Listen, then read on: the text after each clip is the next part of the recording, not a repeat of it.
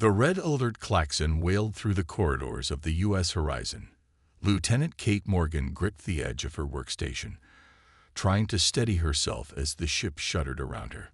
The lights flickered, casting the laboratory in alternating darkness and harsh brightness. All personnel, secure stations and prepare for emergency protocols, Captain Nolan West's voice commanded over the intercom system. Kate's fingers flew across her console, saving the xenobiology research she'd spent weeks compiling. Outside the reinforced viewport, the swirling atmosphere of Kepler-22 churned with unusual energy patterns. The science vessel had been orbiting the planet for 12 days, conducting what should have been a routine survey mission. Until now. "What's happening?" Kate called to her lab partner, who was frantically securing specimen containers. Daniel Brooks shook his head, his usually neat brown hair falling across his forehead. Some kind of energy surge from the planet's surface. It came out of nowhere. The ship lurched again, sending several Petri dishes crashing to the floor. Kate cursed under her breath but maintained her composure. She was known throughout the crew for her unflappable nature, earning her the nickname Ice Queen among some of the younger officers. It wasn't that she didn't feel fear. She simply processed it differently, channeling it into focused action. "All science personnel report to Cargo Bay 3 immediately." The captain's voice crackled again. "We have an unknown object aboard." Kate and Daniel exchanged glances. An unknown object. The Horizon hadn't deployed any retrieval drones today. Minutes later, they joined the gathering of science officers in the cargo bay. The circular metallic device, about 2 meters in diameter, sat in the center of a hastily established containment field. Its surface shimmered with an iridescent blue-green light that seemed to pulse in an irregular rhythm. "It appeared on our deck during the energy surge," Security Chief Ryan Cole explained, his hand resting on his sidearm. "Bypassed all our defenses, materialized right through the hull, but no breach was detected." Captain West gestured to the science team. "Any ideas?" Kate stepped forward, drawn to the object in a way she couldn't explain. "It appears to be technological rather than organic," she observed, circling the containment field. "The surface pattern suggests a non-human origin. The symmetry doesn't follow any Earth-based design principles." As she moved closer, the object's pulsing light synchronized with her steps. No one else seemed to notice, but Kate felt a strange warmth spread through her chest. "I recommend Level 4 quarantine procedures," she said, maintaining her professional tone despite the odd sensation growing within her, "and continuous monitoring." Later that night, as the ship hummed quietly in recovery mode, Kate tossed in her narrow bed. Sleep evaded her, replaced by vivid images of stars and mathematical equations she didn't recognize. Behind her closed eyelids, she saw symbols arranging and rearranging themselves, as if someone, or something, was trying to teach her a new language. She sat up, pressing her palms against her temples. The strange warmth from the cargo bay had spread, becoming a persistent buzz at the base of her skull. Kate Morgan had faced many unknowns in her career as a xenobiologist, but nothing had ever affected her personally. For the first time in years, she felt her carefully maintained calm begin to crack. Morning found her in the science lab, secretly running tests on her own blood. Her vital signs had changed overnight. Subtle differences that medical scanners might miss during routine checks, but significant enough to worry her. Something was happening to her, and somehow, she knew it had only just begun. 3 days after the artifact's arrival, Kate slipped into the secured lab during Gamma shift. The ship maintained a skeleton crew during these hours, making it easier to conduct her unauthorized research. The door hissed shut behind her as she entered her access code to disable the surveillance system. "You're 2 minutes late," Daniel said, already working at a scanning station. Dark circles under his eyes revealed his own lack of sleep. "Had to wait for Dr. Martinez to finish her rounds," Kate replied, pulling up her sleeve to reveal a rash of intricate patterns spreading across her forearm. "It's getting worse." Daniel whistled softly. "Those markings match the engravings on the artifact." "I know, and that's not all." Kate reached into her pocket and removed a small metal object. When she placed it on the table, it rose a few centimeters into the air, hovering steadily. "How are you doing that?" Daniel whispered, reaching toward the floating object. "I'm not sure. I just think about it, and it happens." Kate's voice remained steady, but her eyes betrayed her fear. "Daniel, something fundamental is changing in me. The dreams are becoming more vivid. I see star systems I've never studied, mathematical equations that solve problems we haven't even identified yet." Daniel ran a scanner over the floating object, then over Kate's arm. "The energy signatures match. Whatever this artifact is, it's rewriting parts of your cellular structure." He looked up, concerned. "This is way beyond my expertise. We need to tell the captain." Kate shook her head firmly. "Not yet. You've seen how the military liaison has been eyeing this thing. If they find out it's affecting me, I'll become just another specimen." She lowered her voice. "Last night, I understood something. This isn't just technology, Daniel. It's alive, in some way, and it's trying to communicate." Daniel looked skeptical, but didn't argue. He'd known Kate long enough to trust her instincts. "Okay, so what's the plan?" "I need access to the artifact directly. No containment field." "That's insane," Daniel protested. "Protocol clearly states." "Protocol wasn't designed for this situation," Kate interrupted. She closed her eyes, focusing on the floating object. It began to spin rapidly, then transformed its shape into a miniature version of the artifact. "See, I'm already connected to it. Direct contact might help me understand why." After heated debate, Daniel reluctantly agreed. Using his security clearance, they entered the high-security bay where the artifact was stored. The iridescent light brightened as Kate approached, pulsing in rhythm with her heartbeat. "5 minutes," Daniel warned, checking the door. "That's all we can risk before the next security sweep." Kate nodded and slowly reached toward the artifact.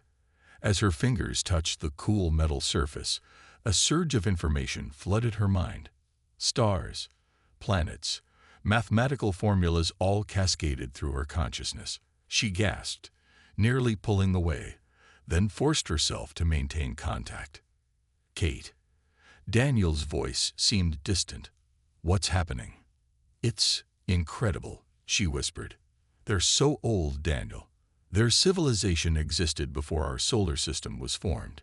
Her free hand began drawing symbols in the air, leaving faint luminous trails. "They traveled between stars when our ancestors were still single-celled organisms." The ship's intercom suddenly blared. "Attention all personnel. We have received new orders. The U.S. Horizon is to return to Earth immediately. Military escort will rendezvous with us at the Proxima checkpoint." Kate pulled her hand away from the artifact, her eyes wide with sudden clarity. "They're coming for it," she said, "and they can't have it." Daniel glanced nervously at the door. "What are you talking about?" "The dreams, Daniel. They weren't just dreams. They were warnings." Kate's usually calm demeanor had transformed into intense focus. "This artifact isn't a weapon or a tool. It's a key to something much bigger. And if the wrong people get it first, everything changes." The U.S. Horizon cut through the void of space, engines straining as it raced back toward Earth. In her quarters, Kate sat cross-legged on the floor, eyes closed, sweat beading on her forehead. The symbols that had first appeared on her arm now covered most of her body, faintly glowing in the dim light. "It's accelerating," she whispered to Daniel, who monitored her vital signs with growing concern. "Whatever's happening to me, it's picking up speed." "Your brain activity is off the charts," Daniel replied, studying his medical scanner. "I've never seen patterns like these. It's as if new neural pathways are forming in real time." Kate opened her eyes, revealing pupils that now held flecks of the same blue-green light as the artifact. "I can feel him now, Daniel. Not just knowledge or images, an actual presence." "Him." Daniel raised an eyebrow. "The consciousness bound to the artifact." Kate struggled to find the right words. He's called Zarl, the last of his kind. His people destroyed themselves with the very technology they created to save their world. A sudden knock at the door made them both jump. Daniel quickly threw a blanket over Kate's glowing arms as she called out, "Come in." Dr. Olivia Martinez entered, carrying a medical kit. "Lieutenant Morgan, you've missed 2 scheduled check-ins at medical." Her sharp eyes took in the scene. Kate's pallor, Daniel's nervous stance. "Is everything all right?" "Just a migraine," Kate lied smoothly. "Daniel was checking on me." The doctor didn't look convinced. "Everyone on board is required to undergo full examination before we reach the Proxima checkpoint. Captain's orders." She opened her kit. "Since you're avoiding medical, I'll just do it here." Daniel stepped forward. "Actually, Doctor, I think Kate needs rest more than." "That wasn't a request, Lieutenant Brooks." Martinez cut him off, preparing a scanner. Kate felt panic rising. The standard medical scan would immediately reveal her condition. Before she could form an excuse, a violent tremor ran through the ship, throwing all 3 of them off balance. The lights flickered and died, replaced seconds later by the red emergency illumination. "What the hell was that?" Martinez demanded, reaching for her communicator. Kate felt the knowledge flow into her mind. The ship's quantum drive just failed. Main systems will go offline in approximately 40 seconds. Martinez stared at her. "How could you possibly know that?" As if on cue, the captain's voice came over the emergency channel. "All personnel, we're experiencing a cascade failure in our main power grid. Emergency protocols are in effect. All non-essential crew report to secure stations." Martinez's communicator beeped with a priority medical alert. "This isn't over," she warned before rushing out. The moment the door closed, Kate stood up, her movements suddenly fluid and purposeful. "I didn't cause this, but I can use it. We have 12 minutes before they restore auxiliary power." "Kate, what are you doing?" Daniel watched as she gathered items from around her quarters. "Zarl showed me what happens if we reach Earth with the artifact. The military division waiting for us. They've been experimenting with similar technology. They're close to creating something terrible." Her hands moved with uncanny precision, assembling what looked like a small device. "We can't let them get the artifact." Daniel ran his hand through his hair, conflicted.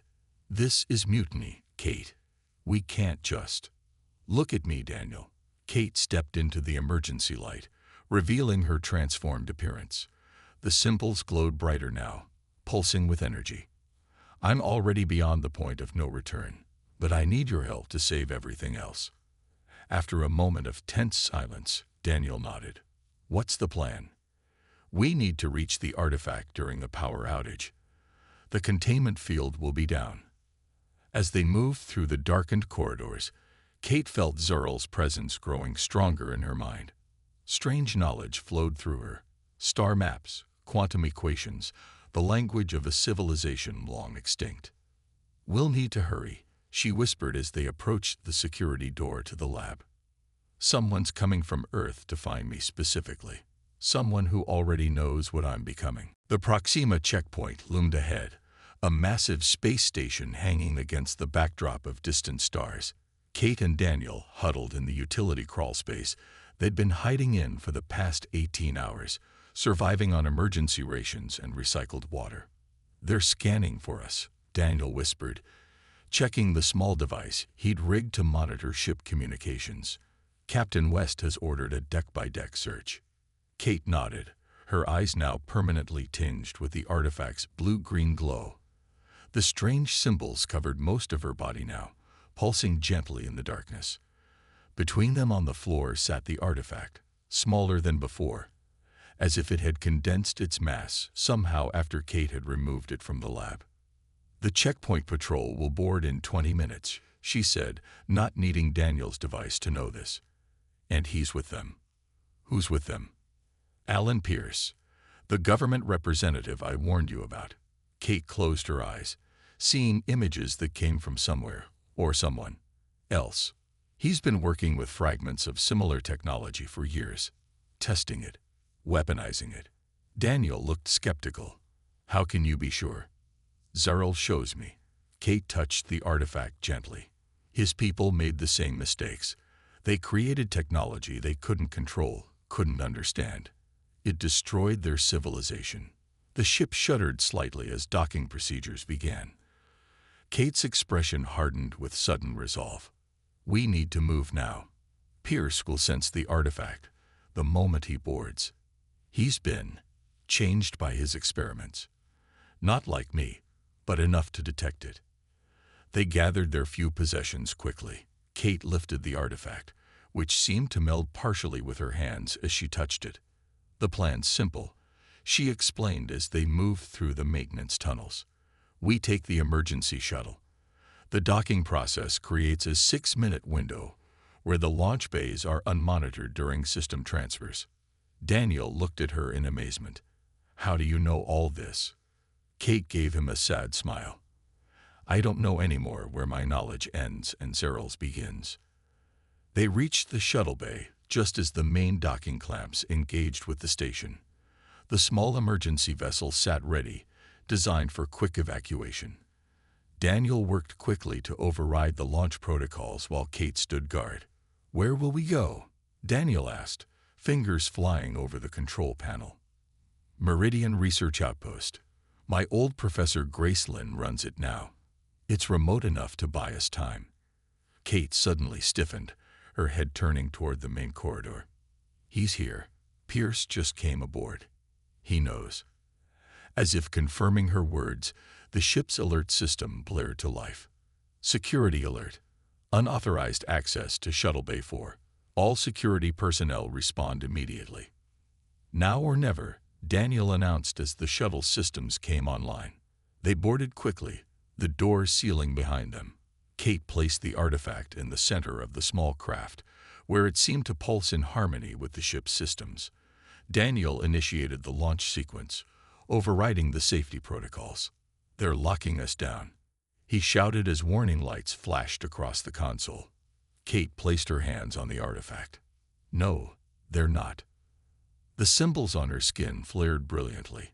Throughout the ship, systems suddenly malfunctioned.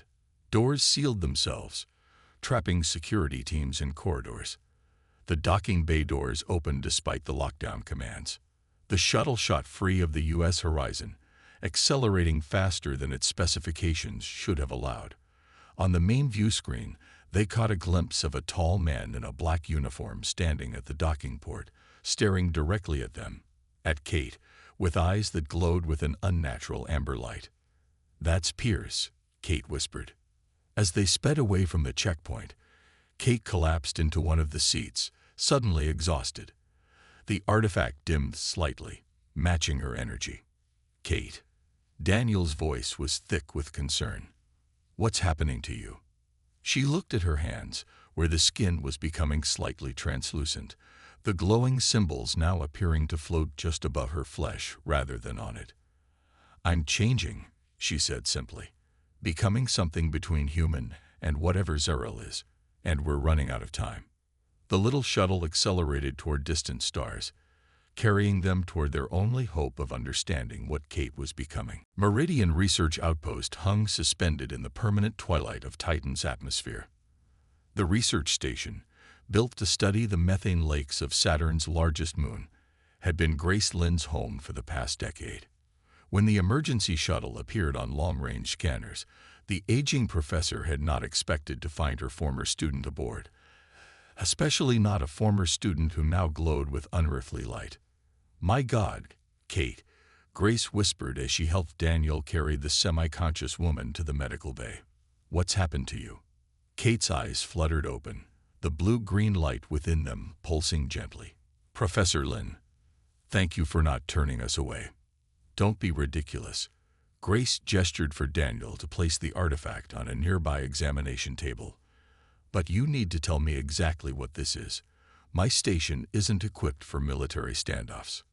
Over the next hour, Daniel explained everything. The discovery of the artifact, Kate's transformation, and their escape from the U.S. horizon. Grace listened silently, her expression growing more troubled with each passing minute. "So this presence is communicating through Kate?" she finally asked. "Not just communicating anymore," Kate said, sitting up slowly.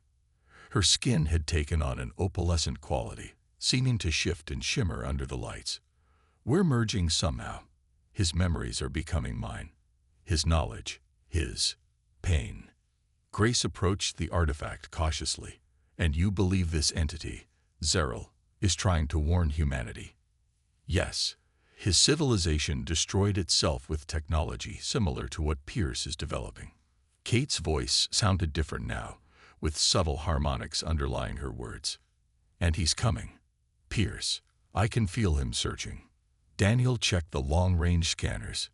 "Nothing yet, but he'll trace the shuttle eventually." "Then we don't have much time." Kate rose unsteadily to her feet and moved toward the artifact. "I need to complete the connection. It's the only way to stop what's coming." "Kate, wait." Grace grabbed her arm, then pulled back in surprise at the strange texture of Kate's skin. "We don't understand what this will do to you." "I do." Kate smiled sadly. "I've always tried to stay calm, to analyze everything logically. But this is beyond analysis now." She reached for the artifact, which began to pulse more rapidly as her fingers approached. "This is about trust." As her hands touched the artifact, a blinding flash filled the room. Daniel and Grace shielded their eyes, stumbling back. When they could see again, Kate stood motionless, her entire body glowing with intense light. The artifact had disappeared. "Kate." Daniel called uncertainly. Her eyes opened, now entirely filled with swirling blue-green energy. "She is here," Kate said, her voice overlaid with another, deeper tone. "But I am here as well." The air beside her shimmered and distorted. Slowly, a figure took shape, tall and slender, with skin like polished opal that shifted with colors that had no names in human language. Its features were almost human, yet unmistakably alien, with eyes that contained what looked like galaxies spinning in their depths. "Zeril," Daniel breathed. The being inclined its head slightly. Its form wasn't entirely solid, occasionally becoming transparent before solidifying again. "I have waited so long to find someone who could understand," Zeril said, its voice seeming to come from everywhere at once. Kate Morgan's mind was compatible, rare among your kind. Kate stepped forward, looking more like herself despite the glow still emanating from her skin. "We've merged knowledge, but we remain separate beings. For now, at least." Grace approached cautiously. "Why have you come to us?" "To save you," Zeril replied simply. "From yourselves. From what comes next." The station's alarm system suddenly blared to life. Daniel rushed to the monitoring station. "We've got an incoming ship. Military grade. Fast approach." "Pierce," Kate and Zeril said in unison. Zeril's form flickered like a faulty hologram. "My physical manifestation is difficult to maintain. But together with Kate, we can show you what must be done." Grace looked from the alien to her former student, then to the warning lights flashing on her console. "Whatever you're going to do, do it fast. That ship will dock in less than 15 minutes." Kate reached out, taking Zeril's shimmering hand in her glowing one. "We're ready, but you need to see what we're fighting against." The military vessel locked onto Meridian's docking port with a metallic clang that echoed through the station. Grace frantically worked at her console, implementing emergency protocols. "I've sealed all internal bulkheads," she reported. "They'll have to cut through manually to reach the main lab." Daniel positioned himself at the only entrance, makeshift barrier erected, holding the only weapon they had, an outdated pulse rifle from the station's security locker. "That won't hold them long." In the center of the lab, Kate and Zeril stood together, their forms occasionally merging where their bodies touched. The alien's manifestation had stabilized somewhat, though it still flickered periodically like a candle in wind.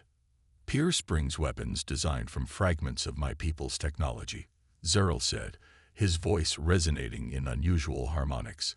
Imperfect copies, but dangerous. What exactly is he after? Grace asked, checking the station's cameras to track the boarding party's progress. Kate answered, the complete artifact would give him access to technology beyond anything humanity has developed. Energy manipulation, matter conversion, weapons that could destroy entire planets. The sound of cutting tools against metal reached them. The boarding party had begun breaching the first bulkhead. We have minutes, not hours, Daniel warned. Zeryl's form brightened. Then we must show them the truth. He turned to Kate. Are you ready? The full interface is painful. Kate nodded, her expression resolute. The symbols on her skin began to pulse rapidly as she and Zeryl fully joined hands. Energy coursed between them, creating a sphere of light that expanded outward. What are they doing? Grace whispered to Daniel. Before he could answer, the lab's main screen activated on its own. Images flickered across it, a beautiful alien world with spiraling crystal cities, then the same world torn apart by devastating weapons, oceans boiling, atmosphere burning away. The fall of my civilization. Zeryl's voice explained as the horrific images continued. The result of our arrogance. The cutting sounds grew louder. The second bulkhead was nearly breached. Kate separated from Zeryl, gasping with effort. We need to show them the alternative, what the technology was meant for before it was weaponized. Zeryl nodded, and together they created another surge of energy. This time, a three-dimensional model appeared in the center of the lab, complex schematics for a device unlike anything human science had conceived. This is the true purpose of what you call the artifact, Kate explained, her voice strained. Clean energy, unlimited, sustainable, no radioactive waste, no environmental impact. Grace studied the schematics with widening eyes. This would revolutionize everything. Solve climate crisis, resource scarcity. The final bulkhead shrieked as cutting tools pierced through. Daniel took position, aiming his weapon at the forming gap. Stand back, he warned Grace. Once they breach. The bulkhead suddenly burst inward with explosive force, knocking Daniel across the room. Armored soldiers poured through the opening, weapons raised. Behind them strode a tall figure in a black uniform, Alan Pierce. His eyes glowed amber, and strange metallic implants lined the side of his face. Lieutenant Morgan, he said smoothly, ignoring the alien beside her. You've led us on quite a chase. Kate stood straighter, the symbols on her skin flaring defensively. You need to see what this technology really is, Pierce, not what you want it to be. Pierce smiled coldly. What I see is the key to human dominance in the galaxy. Step aside. Zeryl's form began to flicker more violently. I cannot maintain this form much longer. Pierce gestured to his soldiers. Secure the alien entity and the woman. Kill the others. As the soldiers advanced, Kate reached deep into her connection with Zeryl. Together, they raised their hands. The energy that had been building between them suddenly expanded outward in a pulse that knocked the soldiers off their feet. Only Pierce remained standing, his implants glowing fiercely. You're too late, he snarled, drawing a weapon that hummed with the same energy as the artifact. I've already adapted some of this technology. Enough to take what I need from both of you. Kate stepped forward, placing herself between Pierce and her friends. No, she said simply. You need to see what happens if you continue this path. With a surge of shared power, Kate and Zeryl created a shield of energy around themselves, Daniel and Grace. Outside the shield, Pierce raised his weapon, his face contorted with rage. The confrontation had reached its breaking point. Pierce's weapon discharged with a blinding flash of amber energy. The bolt struck Kate and Zeryl's shield, creating a cascade of light that temporarily blinded everyone in the room. When vision returned, Pierce stood shocked. His weapon's energy had been completely absorbed into the shield, which now pulsed with even greater intensity. Impossible, he whispered, staring at his now useless device. Kate stepped forward, her movements fluid and confident. The fear and uncertainty that had haunted her since her first contact with the artifact had vanished. In its place was a serene determination. "Your weapon is based on incomplete knowledge," she said. "You're playing with forces you don't understand." Zarel moved beside her, his form stabilizing as he drew energy from the absorbed blast. "Your path leads only to destruction, as it did for my people." Pierce's face twisted with fury. "Soldiers, attack. All weapons." The armored figures hesitated, looking at the glowing shield and the alien being with obvious fear. One brave soldier fired, then another, but each energy blast only strengthened the shield further. "Look," Grace pointed to the main screen, where the schematics still displayed. "The energy conversion is perfect. No loss, no waste." Pierce glanced at the display, momentary scientific curiosity overriding his anger. In that instant of distraction, Kate acted. She extended her hand through the shield, directly toward Pierce. A thin beam of blue-green light connected her fingertips to his forehead. Pierce froze, his eyes widening as knowledge flooded into his mind. The same visions Kate had experienced, but all at once. The rise and fall of Zarel's civilization, the devastating wars, the planets reduced to lifeless rock, and finally the alternative path, the clean energy, the cooperation, the healing of worlds. When Kate withdrew her hand, Pierce stumbled backward, his implants flickering erratically. I saw," he stammered, raising a trembling hand to his temple. "The truth," Kate finished for him. "The whole truth, not just the fragments you've been studying." Outside the lab, alarms began to sound. Daniel checked the station's communication system. Multiple vessels approaching. News ships, civilian transports. He looked up in surprise. "The confrontation is being broadcast. Someone on Pierce's team must have leaked it." On screens throughout the station, the standoff was playing out for the entire solar system to witness. The peaceful alien, the transformed woman, the military aggression. Pierce saw it too. His carefully classified project, exposed to public scrutiny. His soldiers looked to him for orders, uncertain. Zarel stepped forward, his form now fully stable. "Your choice defines your future. War or peace. Destruction or creation." A soldier lowered his weapon. Then another. Finally, Pierce himself sank to his knees, the amber glow fading from his eyes as the implants powered down. "It would have destroyed us," he whispered. "Just like them." Kate nodded, lowering the shield. "But it doesn't have to. The technology was meant to unite, not divide." In the days that followed, the story spread throughout Earth and its colonies. Kate Morgan and Zarel became the faces of first contact, not an invasion or conflict, but a warning and an offering. An international coalition of scientists, led by Grace Lynn, began studying the energy conversion technology, with Kate and Zarel as their guides. Pierce, stripped of his military authority, but not his scientific knowledge, eventually joined the research team. His experience with the technology, though misguided, proved valuable in adapting it for human use.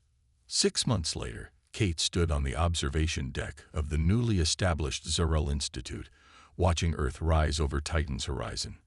Her appearance had stabilized. The symbols remained on her skin, but no longer glowed except when she was working directly with the alien technology.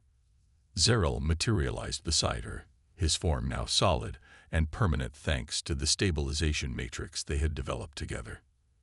"Your people learn quickly," he observed. Kate smiled. "We had a good teacher." "As did I," Zarel replied softly. "You taught me hope when I had none left." Kate reached out, taking his hand.